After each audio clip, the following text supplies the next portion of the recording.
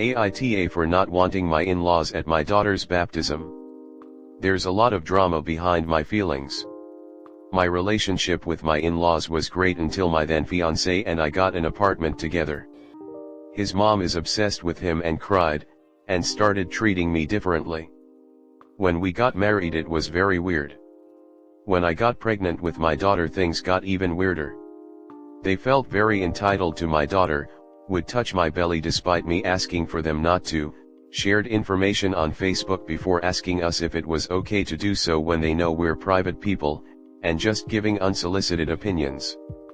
Phil told me please don't give our baby any poison vaccines, and Mill assumed for some reason she would be watching the baby all the time when she was born, despite knowing I would be a Sam. Now I know in hindsight my husband and I should have nipped these behaviors in the bud, but we just wanted to enjoy my first pregnancy. They were devastated when we said we wanted 2 weeks at home just us and the baby to bond, and listed our expectations. Things like we didn't want our daughter's photos on social media or texted without permission, showering and clean clothes before visiting, they are all smokers, no kissing the baby, wearing masks until baby is vaccinated. She was born in October 22nd. His mom ignored our text, talked crap about us to his grandmother texted us saying we hurt his mom, we're cold and cruel. His mom denies this, but later on used the same language to us. After a traumatic birth and family being sick on both sides, no one met her for about a month. When my husband's family visited they needed constant reminders about our rules and still messed up. His mom in particular has been awful, posted photos without permission on social media several times including after blocking me, said we had PPA, said our daughter would do the same to us after she's long gone, and other manipulation tactics. They talked crap to me when we texted them that they upset us not following rules. They said when we loosened up rules they would visit. Our cat went missing and they've been insensitive. My husband and I agreed they wouldn't attend our daughter's baptism because of drama, constant disrespect, and because we can't trust them to not take photos of her. Now my husband is getting cold feet because he says that it will be a relationship ender, that if his daughter can't see his family why should he try having a relationship with them? He's been playing the field and trying to be nice to them even when his mom has been cruel to me. His mom and grandmother talk crap about me on Facebook, didn't get him a card or really acknowledge his birthday besides on Facebook when he doesn't have Facebook, and his mom refused to see our daughter in July because she doesn't wanna follow rules. AITA for wanting a peaceful baptism without them present? Comment. He claims that he'll have one more conversation and tell them he's serious, to not interrupt us or go off topic, but they always do. That's because there's always one more discussion. Like telling kids do that one more time and consequence. But you never follow through with the consequence. I would speak to the priest/pastor and explain the situation. Maybe they can help your husband grow the necessary backbone. Possibly even run interference with the in-laws. I have actually known a few who have shut GM/Mills and their flying monkeys down so hard and fast that their heads have spun. If there are no consequences to their actions, they will not change. No more conversations. Your husband, needs to reject them every time they misbehave. You can't see us for a month because you posted pictures. Also, no sleepovers at smoking homes. Consult your pediatrician about how long it's okay for baby to hang out there. Also, consider making up-to-date vaccinations a requirement for seeing your baby. They show a note from the doctor or pharmacist, or you close the door on them. You don't have an in-laws problem, you have a husband problem. He is the one who have to set boundaries with his own parents. They talk shit about you and he does nothing? They overstep every rule you both set, ABD yet he does nothing? If your husband don't step up, this kind of thing will keep going and maybe get worse. Anti-A. Your husband and in-laws are anti-A, but I think you and your husband need to have a serious conversation, not just about presenting a united front and enforcing boundaries, but also about how the way his mom's comments make you feel hurt and excluded. I can understand that he's worried that serious consequences might damage the relationship he has with his parents, but he also needs to think about his wife and child.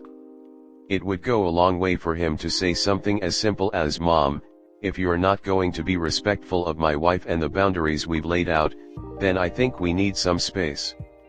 It would also go a long way for your daughter to grow up seeing that she should feel confident in enforcing healthy boundaries. Mill needs to hear from her son, not the two of you, that her behavior is hurtful and unacceptable. And if your husband is unwilling to stand up for you and your child, you really need to think long-term if this is something you can deal with for another 20-30 plus years. Mill isn't going to get kinder and less pushy as time goes on. Next story 2. AITA for lying to my best friend about having guests. I am 18, and I grew up with this girl 18 and we've been best friends until now. But recently I noticed that whenever she hangs out with me, she uses me as an excuse to lie to her parents and hang out with guys. Her mom trusts me, that's why she says she's with me.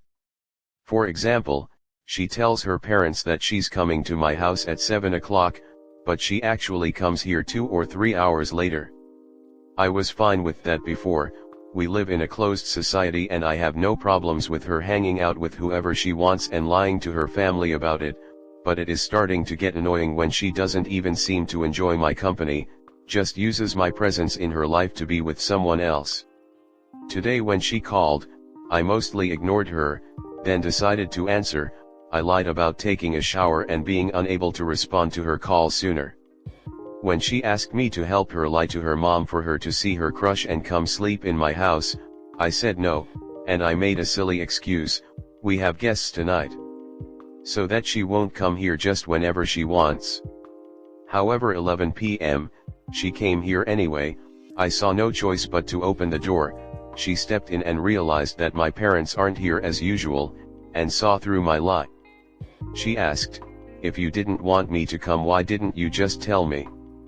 I told her that I needed to study and she was a distraction.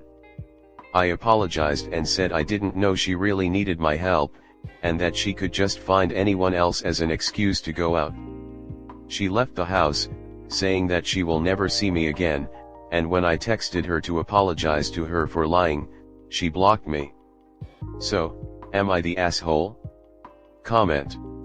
Op, you're better off because she's going to end up getting you in trouble with your family eventually when they find out you've been covering for her, which isn't going to win you any points in the future. You're better off not having her toxicity around if she's using people this early on. Please learn this lesson and be more careful in the future about covering for others. Anti-A, but just be blunt with her. She is only using you because you're her excuse. Tell her you're not comfortable with lying for her anymore and that you don't want to be friends. I'm guessing you're her only good friend, so you're her only excuse. Let her figure it out. What you wanted to do is fine. But, the lie makes YTA. You should never do anything that you don't want to. Your reason is irrelevant because we are all adults and free to make our own decisions. Sometimes other will disagree and criticize, but no matter. Just say no, if that's what you want. The reason is nobody's business. Truth be told, it is most likely that her reaction to being told without an explanation would have been the same as her reaction when she discovered the lie. She was using you, and when it became obvious that you were done allowing that, she dumped you. An explanation almost always leads to a confrontation if the recipient can poke a hole in your line of reasoning.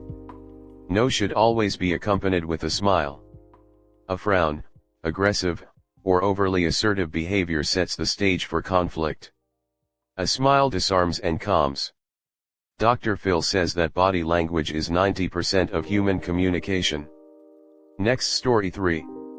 AITA for getting a coworker fired. I work in a competitive corporate environment, and the pressure is always high to perform. I've never had any issues with my colleagues, and we've always been able to work together effectively. However, this all changed when a new intern, let's call her Lisa, joined our team. Lisa was incredibly smart and hardworking, and she quickly became one of the top performers on the team. I could tell that some of my co-workers were feeling threatened by her success, and they began to try to sabotage her work or take credit for her accomplishments. It got to the point where Lisa was feeling isolated and undervalued, and she was considering leaving the company altogether. I saw the unfairness of the situation and decided to intervene. I had a private conversation with our manager, expressing my concerns about the treatment of Lisa and how it was affecting her work. The manager listened to my concerns, promised to investigate, and ultimately decided to take action against the perpetrators. As a result of my actions, some of my co-workers were fired, and I was promoted. However, some of my other co-workers are now upset with me, saying that I betrayed our team and cost them their jobs. AITA for taking matters into my own hands and getting my co-workers fired?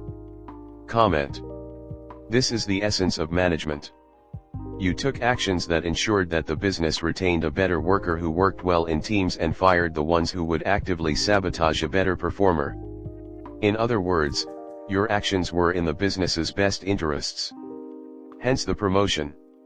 It's not like you went to the manager because you had it out for those people. You stood up for a young woman with potential who is just at the beginning of her career. You saw her value as an employee, and you saw her being mistreated. You took it to management and they were the ones who made the decision. You didn't get them fired, they got fired by bullying a literal teenager. Congrats on your promotion and for looking out for this woman. She will remember you forever for this, I promise. As a manager, I can't even begin to express how much we appreciate this. Often, we're not privy to some of the toxic environment co-workers subject each other to because of some code. The investigation very likely uncovered that there was more going on than even you were aware. People don't get fired for simply taking credit for work an intern did, there has to be some violation of law or company policy going on. They got themselves fired for misconduct. If they hadn't been doing that crap they'd still be employed. You didn't force them to sabotage her work. You didn't force them to take undue credit for her work, either. It's funny how when people do shitty stuff and get fired for it, it's always someone else's fault.